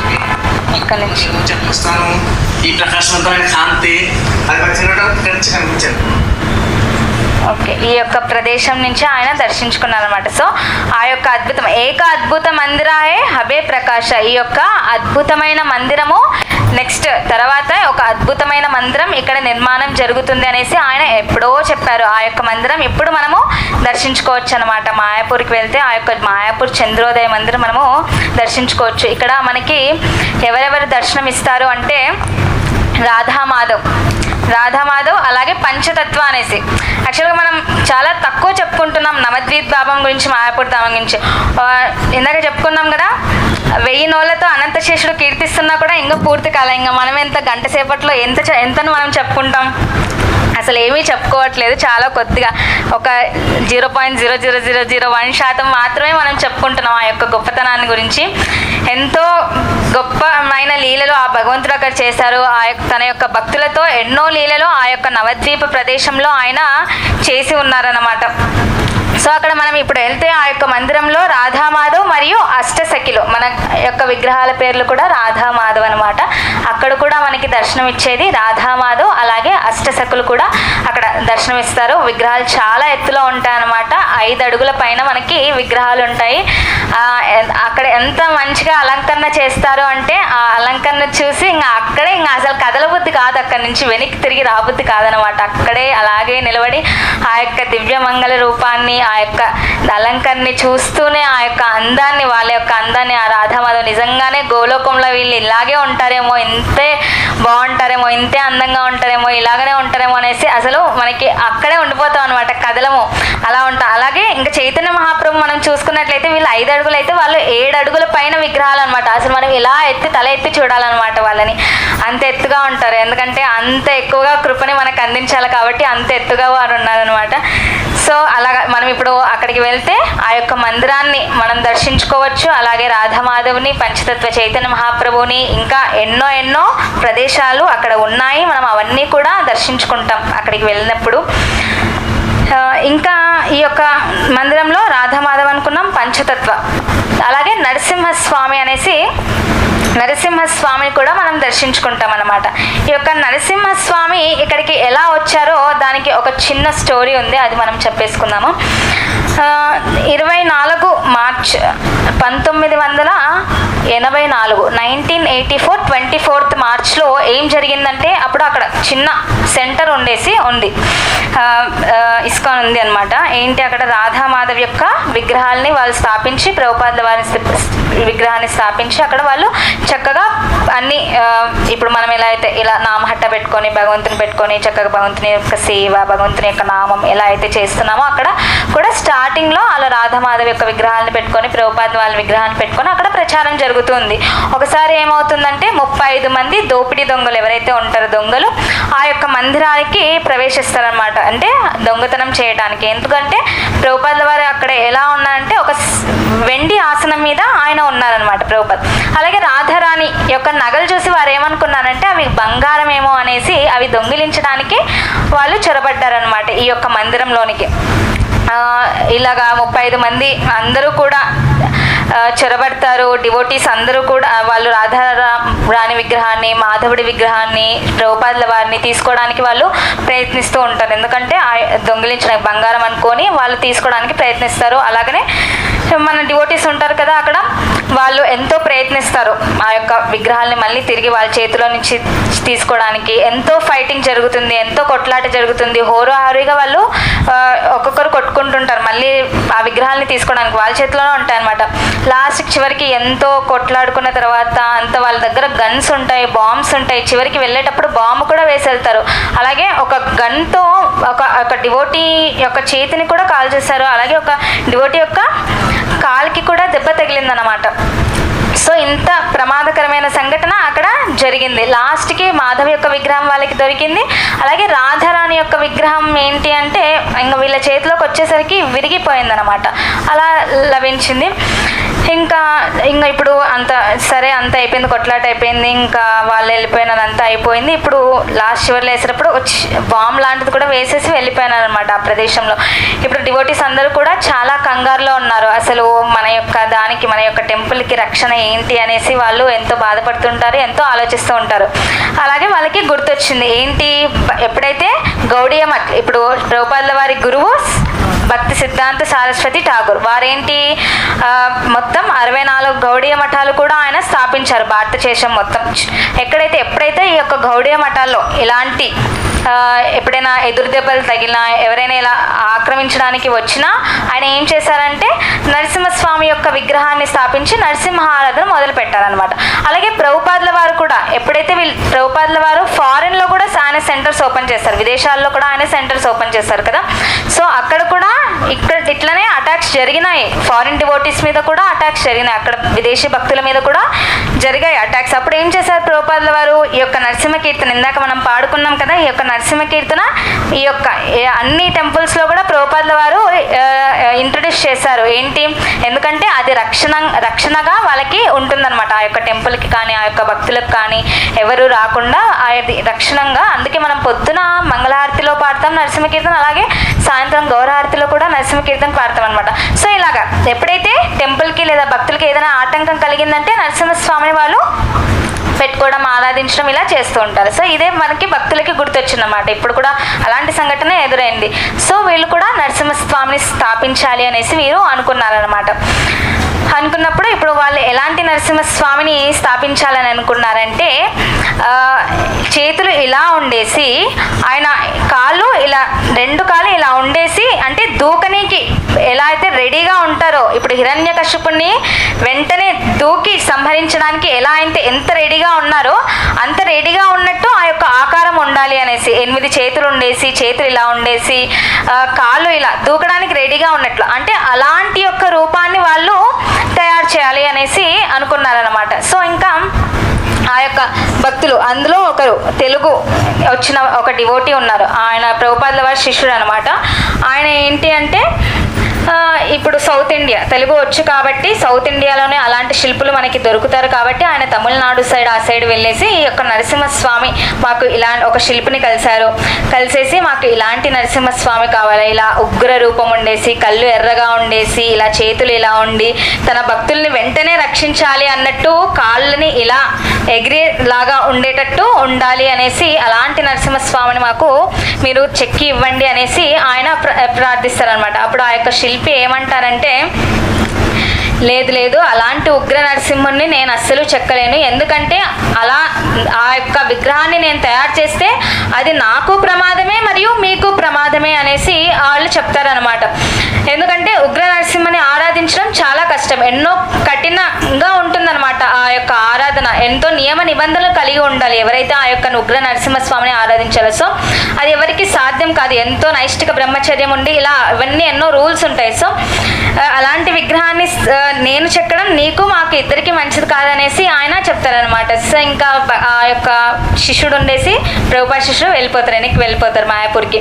వచ్చిన తర్వాత అక్కడ డివోటీస్కి చెప్తారు, అలా చెప్తే నువ్వు వచ్చేస్తావా అనేసి ఆయన అంటారనమాట. మళ్ళీ తిరిగి వెళ్ళు, మళ్ళీ ఇంకొక వాళ్ళని కలుసు నువ్వు అనేసి ఆయన చెప్తారనమాట. మళ్ళీ ఈ యొక్క శిష్యుడు ఉండేసి మళ్ళీ యొక్క తమిళనాడు ఆ ప్రాంతానికి వెళ్ళి మళ్ళీ ఈయననే కలిసడానికి వస్తారనమాట. వచ్చినప్పుడు ఆయన ఏం చేస్తారంటే మళ్ళీ అడుగుతారనమాట, ఇలా నాకు మీరు ఖచ్చితంగా దయచేసి మాకు చెక్ ఇవ్వండి, మా యొక్క మందిరం ఇలా ఆటంకంలో ఉంది, దయచేసి మా యొక్క ఆ యొక్క నరసింహస్వామిని మీరు చెక్ ఇచ్చినట్లయితే మేము చక్కగా ఆరాధన చేసుకోగలం అనేసి ఆయన ప్రార్థిస్తారనమాట. ఇప్పుడే కాదు, తర్వాత చూపుతారు. ఓకే, తర్వాత ఏంటి వస్తారు, మళ్ళీ కలుస్తారు. ఇప్పుడు ఈయన ఏంటి అంటే శిల్పి ఉండేసి మళ్ళీ చెప్తారు ఏంటి, మీరు కలిసిన తర్వాత నేను మళ్ళీ మా యొక్క గురువు గారైన కంచి శంకరాచార్యుల వారిని నేను కలిశాను, మా యొక్క గురువు గారిని నేను కలిశాను, నేను అడిగాను ఆయన యొక్క నిర్ణయం ఏంటి అని, నేను చెక్ ఇవ్వనా వద్దా అనేసి ఆ యొక్క ఉగ్ర నరసింహుని అనేసి చెప్తారనమాట. ఆ డివోటీకి చెప్తారు ఏమనంటే, మా గురువు గారు కూడా అస్సలు ఒప్పుకోలేదు, నువ్వు ఆ యొక్క విగ్రహాన్ని నువ్వు గనక చెక్కిస్తే నీకు మంచిది కాదు అనేసి ఆయన కూడా చెప్పారు. సో నేను చెయ్యను అనేసి ఆ యొక్క శిల్పి చెప్తారనమాట. అప్పుడు సరే మళ్ళీ ఇంకా ఏం చెప్తారు, ఆయన ఒక కొంచెం కరుణ కలిగి ఉన్నవారు కాబట్టి ఏమని అంటారంటే, సర్లే మీరు ఇంతగా ప్రాధేయపడుతున్నారు కదా, సో ఆ యొక్క ఉగ్ర రూపం ఎలా ఉంటుందో నేను జస్ట్ గీసిస్తాను, స్కెచ్ గీసిస్తాను, మీరు ఎక్కడైనా చెక్కించుకోండి అనేసి చెప్తారనమాట. సో ఇంకా సరే అనేసి ఆయన ఆ యొక్క ఉగ్ర రూపాన్ని చెక్కిస్తారనమాట. డ్రాయింగ్ ఉందా లేదా, ఉగ్ర రూపాన్ని ఆయన చెక్కిస్తారనమాట. ఇలాగనే ఇలా ఏంటి ఇక్కడ చూడండి, 2 చేతులు ఆయన ఇలా పెట్టుకొని కాళ్ళు ఎగిరేటట్టు ఆయన ఉండి ఇక అష్టభుజాలు కలిగి ఉంటారు. ఎర్రటి కళ్ళు చూసారా, ఎర్రటి కళ్ళు, ఇలా ఉగ్ర రూపాన్ని ఆయన కలిగి ఉంటారనమాట. సో ఈ యొక్క నరసింహస్వామిని ఇప్పుడు చెక్కడానికి శిల్పిని ఎతుకుతూ ఉన్నారనమాట. సో ఆయన ఏంటి స్కెచ్ గీసిస్తారు, ఇంకా ఈయనైతే ఒప్పుకోలేదు చెక్కియడానికి. సో మళ్ళీ అన్ని అక్కడ ఎవరైతే శిల్పులు ఉన్నారో అందరినీ కలవడానికి ఆయన ప్రయత్నిస్తారు, ఎవరు కూడా ఒప్పుకోరు. మళ్ళీ తిరిగి ఈయన దగ్గరికే వస్తారనమాట, ఎవరైతే గీసిచ్చారో ఆయన దగ్గరికే వస్తారనమాట. ఇంకా ఇప్పుడు మళ్ళీ అడుగుతారు, దయచేసి మాకు మీరు శిల్పిని ఆ యొక్క విగ్రహాన్ని చెక్కివ్వండి అనేసి మళ్ళీ అడుగుతారనమాట. ఆయన ఉండేసి ఇప్పుడు సరే సరే చెక్కిస్తాను అనేసి ఒప్పుకుంటాను అనమాట. అప్పుడు ఈ డివోటీకి షాక్ అవుతాను అనమాట. ఇన్ని రోజులు నేను ఇంత తిరిగినా ఇంత అడిగినా మీరు ఒప్పుకోలేదు, ఇప్పుడు సడన్గా ఎలా ఒప్పుకున్నారు అనేసి అడుగుతారనమాట. అప్పుడు ఆయన చెప్తారు, నా యొక్క గురువుగారు ఇంతకుముందు వద్దన్నారు, కానీ నేను కలిసిన 15 రోజుల తర్వాత నాకు ఒక ఉత్తరాన్ని ఆయన రాసిచ్చారు. అందులో ఆయన ఒక సందేశం పంపిస్తూ చివరిలో ఒక లైన్లో రాసిచ్చారు. ఏంటి అంటే ఆ యొక్క ఉగ్ర నరసింహ రూపాన్ని ఏమంటారంటే దీన్ని స్థాను నరసింహ అంటారనమాట. ఆ యొక్క స్థాను నరసింహాన్ని నువ్వు వాళ్ళకి చెక్కి ఇవ్వు, ఆ యొక్క భక్తులకి నువ్వు చెక్కి ఇవ్వు అనేసి ఆయన కింద లైన్లో రాస్తారనమాట. అందుకు ఆ యొక్క గురువు గారి ఆదేశం వచ్చింటది కాబట్టి ఈ శిల్పి కూడా సరే మేము నీకు చెక్కిస్తాము అనేసి ఆయన ఒప్పుకుంటారు. ఇప్పుడు ఆయన అడుగుతారు, ఇప్పుడు భక్తుడు ఉండేసి అడుగుతారు, సరే ఎప్పుడు ఎన్ని రోజులకి మళ్ళీ నేను తిరిగి రావాలి, ఎప్పుడు మీరు నాకు తయారు చేసిస్తారు అనేసి అడిగితే, సరే 6 నెలలు నాకు సమయం కావాలి ఈ యొక్క విగ్రహాన్ని నేను తయారు చేయడానికి అని చెప్తారు. సరే అనేసి ఆ భక్తుడు మళ్ళీ తిరిగి మాయాపూర్కి వచ్చేస్తారు. మాయాపూర్కి వచ్చిన తర్వాత మళ్ళీ ఇంకొక 4 నెలలు అవుతానే సరే ఇప్పుడు విగ్రహం తయారైనాక మళ్ళీ వాటికి ఎన్నెన్నో కావాలి కదా, మనకి కిరీటం అని, కుండలాలని, కవచాలని, ఇవన్నీ ఎన్నో చేతికి కావాల్సిన ఆభరణాలు అన్నీ కూడా తయారు చేసుకోవాలి కదా. ఇప్పుడు విగ్రహం వచ్చినాక మళ్ళీ అలంకరించిన మనకి ఎన్నెన్నో అవసరాలు వస్తాయి. సో అవన్నీ కూడా ఆయన కొనడానికి వెళ్ళాలన్నమాట. ఇంకొక 2 నెలలు ఉంటే విగ్రహం తయారైపోతుంది కదా, నేను ఇవన్నీ కూడా అంతలోకి భగవంతుడికి ఏదైతే కావాలో అవన్నీ కూడా నేను కొని పెట్టుకుంటాననేసి మళ్ళీ 4 నెలల తర్వాత 4 నెలలు అయితేనే 6 నెలలు చెప్పినా కూడా 4 నెలలు అయితేనే మళ్ళీ ఆ శిల్పి దగ్గరికి వెళ్తారనమాట. ఇప్పుడు ఆ శిల్పి ఏం అడుగుతారు, సరే విగ్రహం తయారైందా అని అంటే ఆ శిల్పి ఏమంటారంటే, ఏం విగ్రహము, అదే నరసింహస్వామి విగ్రహం అడిగాము కదా మిమ్మల్ని చెక్కమని అని అడుగుతారనమాట. మీరు 6 నెలలకి రమ్మన్నారు కదా అని అడుగుతారనమాట. అప్పుడు ఆయన ఏమంటారు, ఇంకా ఆ యొక్క దానికి కావాల్సిన రాయి నాకు దొరకలేదు అనేసి ఆయన చెప్తారనమాట. రాయి దొరకలేదా, ఈ దక్షిణ భారతదేశం మొత్తం ఎన్నో రాళ్ళు ఉన్నాయి కదా, మరి మీకు రాయి దొరకలేదు అంటున్నారు అనేసి ఆయన కొంచెం గట్టిగా అడుగుతారనమాట. అప్పుడు ఆయన ఉండేసి, నేనేం రుబ్బురోలు తయారు చేయటం లేదు, అసలు రాయి కావాలంటే ఒక విగ్రహాన్ని తయారు చేయాలి అంటే శిల్పి శాస్త్ర ప్రకారం ఎలా ఉండాలి అంటే ఆ యొక్క రాయిలో ప్రాణం ఉండాలి. ఆ ప్రాణం ఉండేసి కొన్ని శబ్దాలు వస్తాయి. ఇలా మనం ఆ రాయిని కనుక కొట్టినట్లయితే, కొన్ని 7 భాగాల్లో కొట్టినట్లయితే కొన్ని శబ్దాలు మనకి వినపడతాయి అన్నమాట. అప్పుడే ఆ యొక్క రాయిలో ప్రాణం ఉన్నట్టు మనము భావిస్తాము. ఆ యొక్క రాయి నుంచే ఏదైనా విగ్రహాన్ని మనము తయారు చేయగలము. అప్పుడే దానికి ఆ యొక్క విగ్రహం మనకి చక్కగా మనకి ప్రతిస్పందిస్తుంది అన్నమాట, ప్రాణం ఉంటుంది కాబట్టి. సో ఇప్పుడు అటువంటి రాయి నాకు ఇంకా లభించలేదు అనేసి చెప్తారనమాట. మరి 6 నెలల్లో మీరు ఇస్తా అన్నారు కదా నాకు విగ్రహము, ఇప్పటికి 4 నెలలు అయిపోయింది కదా అని అడుగొట్టి అడిగితే ఆయన ఉండేసి, ఎప్పుడు నేను 6 నెలలు అన్నాను, ఆ రాయి దొరికినాక 6 నెలలు అన్నాను, ఇంకా నాకు ఆ రాయి దొరకలేదు అనేసి ఆయన చెప్తారనమాట. ఇప్పుడు మళ్ళీ ఆ యొక్క భక్తుడు ఉండేసి మళ్ళీ డిసప్పాయింట్మెంట్తో మళ్ళీ వెనక్కి వెళ్ళిపోతారు. మళ్ళీ తర్వాత కొన్ని రోజుల తర్వాత మళ్ళీ తిరిగి ఆ శిల్పి దగ్గరికి వెళ్తారనమాట, రాయి దొరికిందా లేదా అనేసి. ఇప్పుడు చూస్తే చక్కగా ఆయన కూర్చొని ఒక రాయి నిజంగానే ఆయనకి దొరికింది, ఆ రాయి ముందర పెట్టుకొని చక్కగా చెక్కుతూ ఉంటారనమాట. ఆ యొక్క నరసింహస్వామిని చెక్కుతూ ఉంటారు. ఇంకా ఆయన చూస్తారు, సంతోషిస్తారు. ఇంకా ఆయన ఏం చెప్తారంటే కొన్ని రోజులకి తయారవుతుంది అని తెలుసుకొని ఆయన మళ్ళీ తిరిగి మాయాపూర్ ధామానికి వెళ్ళిపోతారనమాట. ఈ యొక్క శిల్పి కూడా ఎంతో శ్రద్ధగా, ఎంతో భక్తి శ్రద్ధలతో చక్కగా ఆ యొక్క ఫినిషింగ్ అంతా నీట్గా రావాలి కదా, ప్రతిదీ ఆయన ఏదైతే గీశారో అదే అష్టభుజాలతో భగవంతుడు ఎర్రటి కళ్ళని ధరించి ఉండి, ఇలా ఉగ్రమైన ముఖాన్ని కలిగి ఉండి, ఆయన తన భక్తుల్ని రక్షించడానికి వెంటనే సిద్ధంగా ఉండే యొక్క రూపాన్ని ఆయన తయారు చేయాలి. కాబట్టి ఎంతో భక్తి శ్రద్ధలతో ఆయన వాళ్ళ బంధుమిత్రుల్ని కలవకుండా, తన గురించి తాను ఆలోచించకుండా ఎంతో చక్కగా ఆయన ఆ యొక్క విగ్రహాన్ని చెక్కడానికి అంత తన యొక్క సాయశక్తిలో ప్రయత్నించారు. ఆ యొక్క విగ్రహం అయితే కంప్లీట్ అయింది. ఇప్పుడు ఏం చేశారంటే వెంటనే ఆ యొక్క విగ్రహం కంప్లీట్ అయిన తర్వాత ఇన్ఫామ్ చేయొచ్చు కదా ఆ యొక్క భక్తుడికి, సరే ఇట్లా అయిపోయింది మీరు అడిగిన విగ్రహం అని. కానీ ఆయన ఏం చేశారు, సరే ఇన్ని రోజులు నేను ఈ యొక్క విగ్రహం మీదనే టైం వెచ్చించాను కదా, టైం అంతా కేటాయించాను, సో ఇప్పుడు నా బంధువుల్ని మిత్రుల్ని కలుసుకోవడానికి వెళ్దాం అనేసి ఆయన ఏం చేశారు, ఆ యొక్క విగ్రహాన్ని ఒక షెడ్లో పెట్టేసి ఆయన తన యొక్క బంధుమిత్రుల్ని కలుసుకోవడానికి వెళ్తారనమాట. అక్కడ వెళ్తానే నెక్స్ట్ రోజే ఆయనకి ఫోన్ కాల్ వస్తుంది అనమాట. ఏంటి, ఇక్కడ నువ్వు నీ షెడ్ ఉంది కదా, నువ్వు ఎక్కడైతే విగ్రహాలను తయారు చేస్తావో ఆ యొక్క షెడ్ మొత్తం కాలిపోతుంది. అది ఇంకా ఏంటి, చలికాలం అనమాట, వర్షం పడే కాలం.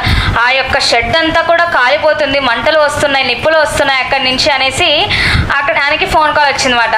అప్పుడు ఆయన ఉండేసి ఇంకా శిల్పి ఎవరైతే ఉన్నారో ఆయనకు అర్థం అవుతుంది అనమాట. ఏంటి, ఈ యొక్క నరసింహస్వామి నిజంగానే ఇక్కడ ఉండదలుచుకోలేదు, ఇంకా తయారైపోయింది కదా మూర్తి, ఇక్కడ ఉండదలుచుకోలేదు. ఆయన వెంటనే తిరిగి మాయాపూర్కి వెళ్ళదలుచుకున్నారు. అక్కడనే ఆయన ఆరాధన స్వీకరించాలనుకున్నారు, వెంటనే వెళ్ళాలని అనుకుంటున్నారు. అందుకే ఇలా జరుగుతుంది, తర్వాత రోజే జరిగింది. సో వెంటనే వెళ్ళాలనుకుంటున్నారు అనేసి మళ్ళీ అక్కడికి వచ్చి ఆ యొక్క భక్తులకి తను ఇన్ఫామ్ చేస్తే వాళ్ళు వచ్చేసి మళ్ళీ ఆ యొక్క నరసింహస్వామిని ఆయన భక్తులందరూ కూడా మాయాపూర్కి తరలించారనమాట. సో నరసింహస్వామి ఇక్కడ ఆయన యొక్క ఇష్టానుసారంగానే ఇక్కడ మనకి మాయాపూర్కి ఆయన వచ్చారనమాట. ఇప్పుడు ప్రహ్లాదుడిని వారి యొక్క తండ్రి గారి నుంచి ఎవరు కాపాడారు? నరసింహస్వామి కాపాడారు. ఏంటి, భగవంతుడు రక్షించడానికి ఎల్లప్పుడూ రెడీగానే ఉంటారు.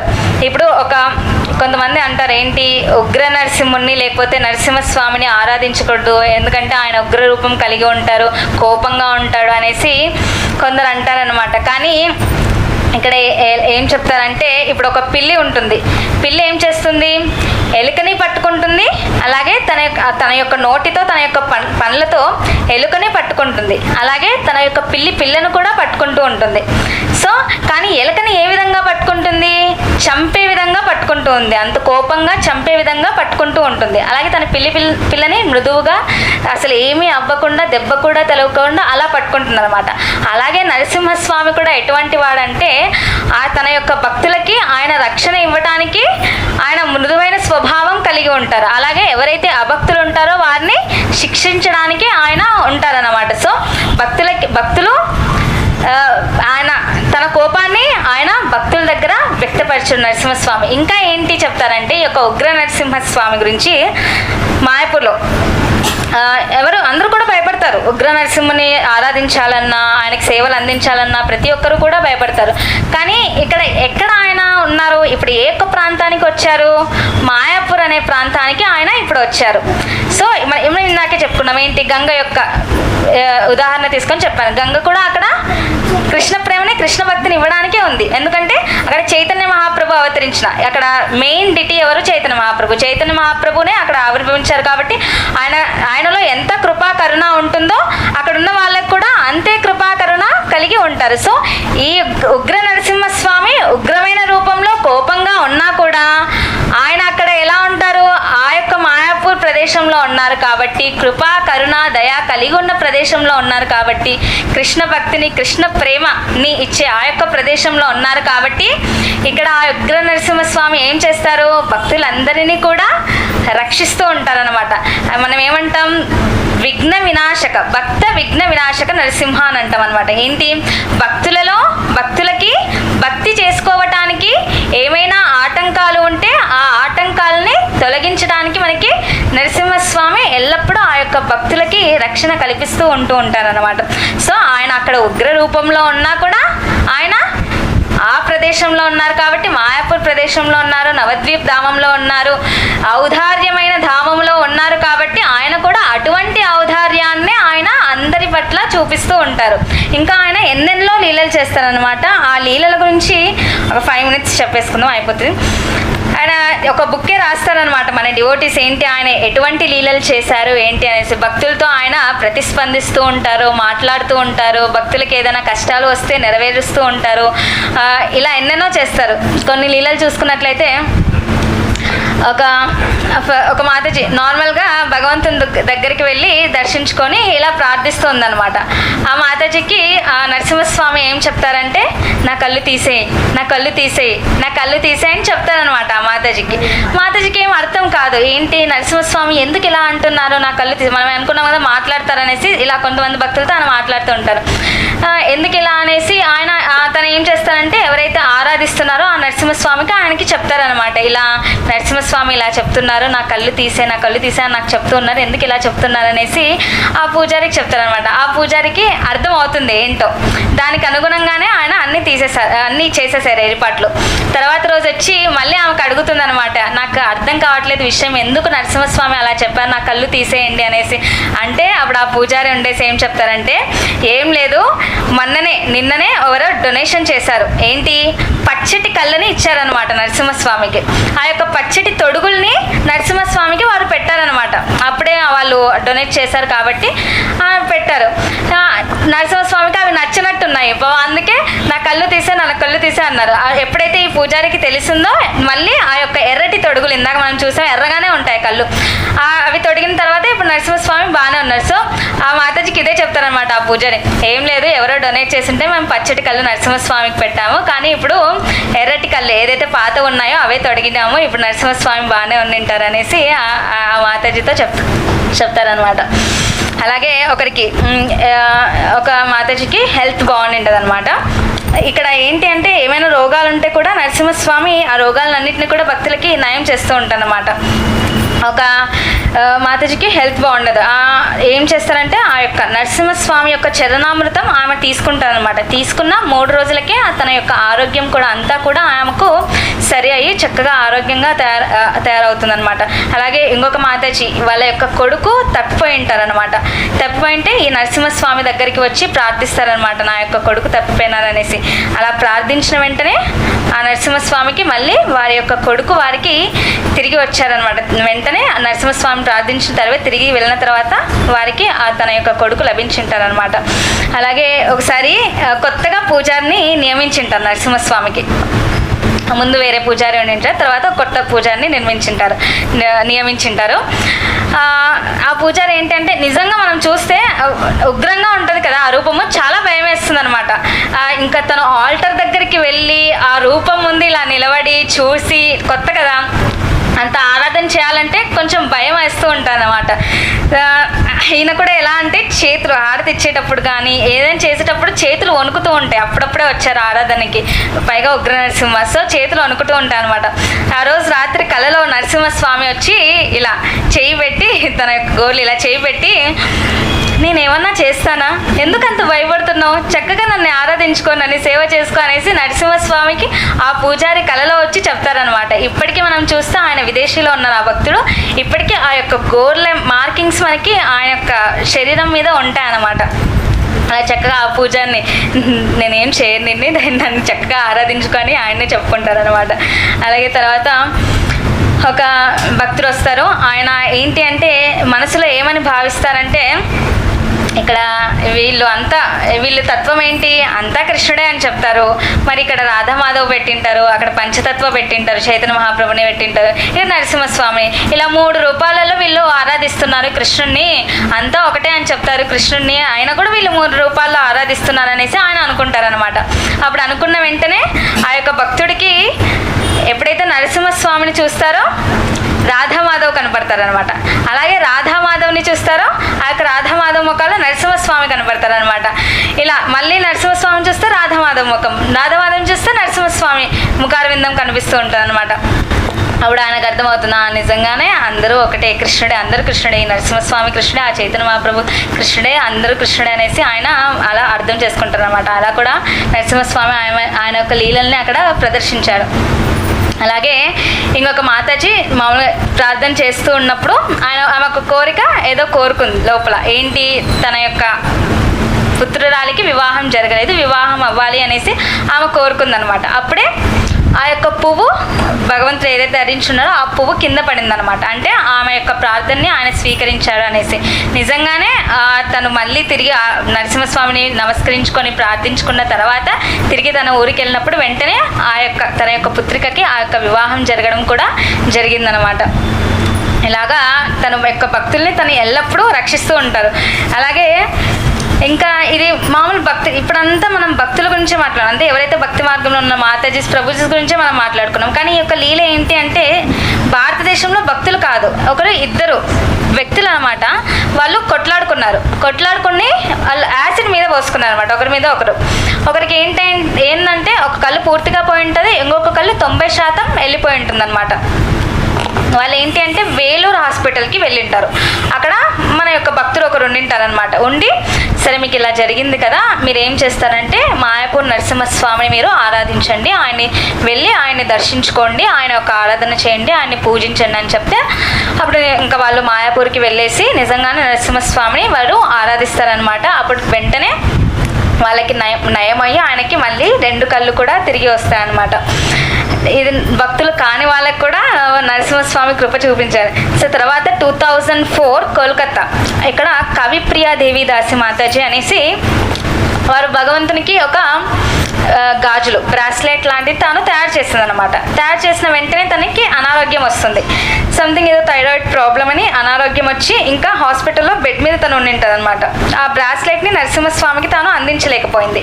కానీ తర్వాత ఎలాగోలా తను ప్రయత్నించి మాయాపూర్కి వెళ్ళి ఆ యొక్క బ్రాస్లెట్ని తను ఇచ్చిందనమాట. కోల్కతా నుంచి మాయాపూర్కి వెళ్ళి ఆ యొక్క బ్రాస్లెట్ని నరసింహస్వామికి ఇచ్చిందనమాట. ఇచ్చిన 3 డేస్కే తన యొక్క ప్రాబ్లం ఏదైతే ఆరోగ్య సమస్య థైరాయిడ్ ప్రాబ్లం అని బెడ్ మీద ఉన్నా అదంతా కూడా ఆయన నయమయ్యి చక్కగా ఆరోగ్యవంతురాలుగా తయారవుతుందనమాట.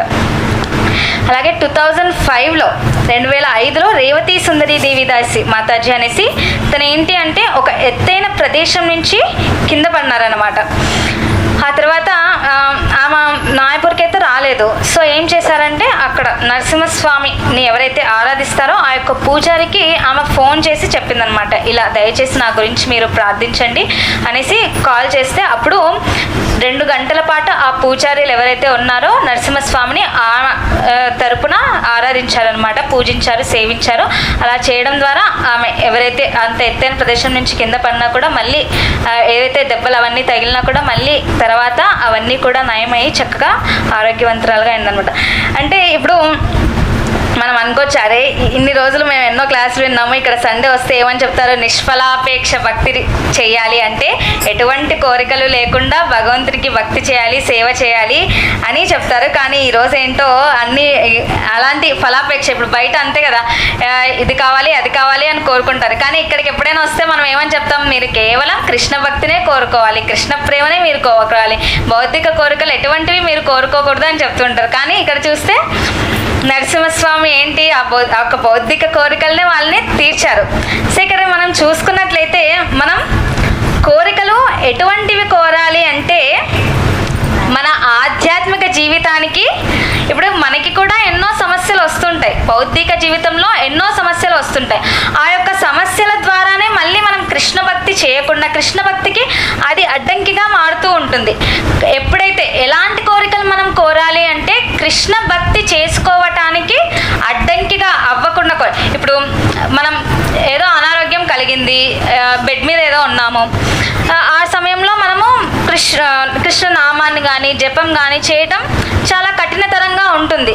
అలాంటప్పుడు కృష్ణ దయచేసి, లేదా నరసింహస్వామి ఇప్పుడు మనల్ని రక్షించేవారు, సో నరసింహ దయచేసి మమ్మల్ని మీరు ఆరోగ్యవంతులుగా నాకు మళ్ళీ తిరిగి ఆరోగ్యాన్ని మీరు ప్రసాదించినట్లయితే నేను మళ్ళీ తిరిగి చక్కగా కృష్ణ సేవని కృష్ణ నామాన్ని నేను చేసుకోగలుగుతాను అనేసి మనం కోరినట్లయితే ఇలాంటి కోరిక మనము కోరవచ్చును. భౌతికమైన కోరికలు మనం కోరకూడదు. కానీ ఏదైతే మన ఆధ్యాత్మిక జీవితానికి అడ్డంకి వస్తుంది, ఏ భౌతిక కష్టమైతే ఆధ్యాత్మిక జీవితానికి మనకి అడ్డంకి వస్తుందో ఆ యొక్క భౌతిక కష్టాన్ని తీసేస్తే నేను చక్కగా మళ్ళీ నీ యొక్క సేవలో నీ యొక్క నామాన్ని కీర్తిస్తూ ఉండగలను. కాబట్టి నువ్వు ఆ యొక్క భౌతిక కష్టాన్ని నాకు దయచేసి నాకు తీసే.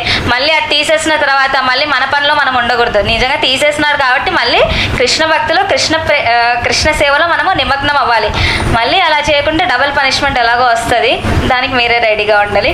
సో ఇలా మనం భగవంతుని కోరికలు ఎలా కోరాలి, మన యొక్క ఆధ్యాత్మిక జీవితానికి అడ్డంకి అవ్వనివి ఆయన్ని మనం కోరవచ్చును. అలాంటి కోరికలు కూడా ఆయన మనల్ని నరసింహస్వామి ఆయన తీరుస్తారు. భగవంతుడు కూడా నిజంగానే అటువంటి సిన్సియారిటీతో మనం నిజంగానే కోరితే నిజంగానే భక్తి కోసమే భక్తే చేయాలి. తర్వాత నేను మంచిగా తయారైతే ఈ యొక్క కష్టం నాకు లేకపోతే, ఈ భౌతిక కష్టం లేకపోతే, ఇది తొలగిస్తే నేను నిజంగానే భక్తి చేసుకుంటా అని నిజమైన భావంతో మనం ఎప్పుడైతే ప్రార్థిస్తామో నిజంగా ఆయన మనకి చక్కగా అవి తొలగించి మళ్ళీ మన యొక్క భక్తి ముందుకు కొనసాగించడానికి ఆయన ఎల్లప్పుడూ మనకి ఆ యొక్క అవకాశాన్ని ఆయన కల్పిస్తూనే ఉంటారు. మనం అడగాలే కానీ ఆయన దానికి రెడీగా ఉంటారు అనమాట. సో ఇంకా నరసింహస్వామి గురించి మనం ఇప్పుడు చెప్పుకున్నాము. ఆ మాయాపూర్లో ఉన్న నరసింహస్వామి గురించి. ఇంకా రాజాపూర్ జగన్నాథ్ అని ఇంకా ఎన్నెన్నో లీలలు ఉన్నాయి. సో ఈ రోజుకి ఈ కొన్ని లీలలు మాత్రమే మనం చెప్పుకొని తర్వాత వీలైతే తర్వాత ఇంకొన్ని లీలలు కూడా మనము చెప్పుకుందాము. ఆ యొక్క మాయాపూర్ నవద్వీపం ధామం గురించి ఎన్నెన్నో లీలలు ఉన్నాయి. నవద్వీపాలు మనం ఏంటి ఇప్పుడు ఒకే ద్వీపం గురించే అందులో కూడా కొంచెమే చెప్పుకున్నాం. ఇంకా నవద్వీపాల్లో ఎన్నెన్ని లీలలు ఉంటాయి, ఎంతెంత ప్రత్యేకమైన ప్రదేశం, ఎంతెంత విశిష్టమైన ప్రదేశం, ఎన్నెన్ని లీలలు జరిగాయో ఇంకా మీకే వదిలేస్తున్నా. సో అవన్నీ కూడా మనం యాత్రకి వెళ్ళినాక ఇంకా ఇంకా చక్కగా ప్రతి ఒక్క ప్రదేశం చూసుకుంటూ అవన్నీ కూడా మనము చర్చించుకుందాము.